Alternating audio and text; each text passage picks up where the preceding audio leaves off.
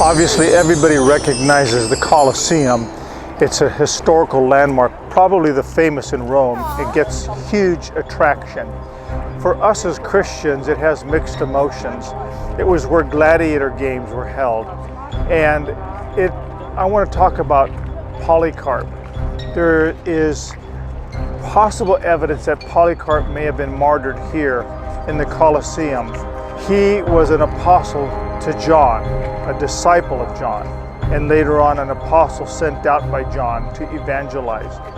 And the thing that I'd like to say is there's no actual evidence that martyrs were necessarily martyred here in the Colosseum before all the spectators, as a spectator sport, as tradition has it.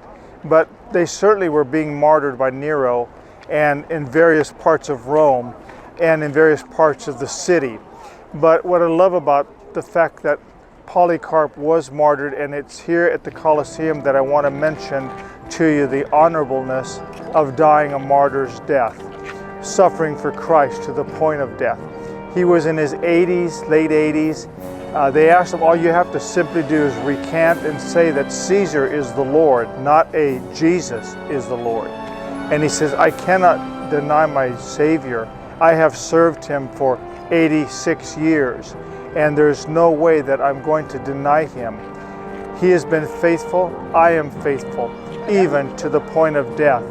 I will not recant and change the verdict that Jesus is Lord. And with that, we're not exactly sure how he was martyred, if he was thrown to the lions or had his head chopped off, or various other ways like boiling alive, various tortures that they had for these Christians.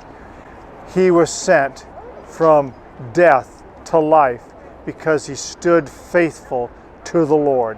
And that's what counts. It's not what we have here, what we say, and how to retain our life to live longer. Jesus said, if you deny yourself, crucify yourself, and follow me, you will gain eternal life. It's not trying to live here, it's trying to live for Jesus and occupying until he comes, being busy of the Master's work. And Polycarp passed the test, as I hope you and I do throughout our lives.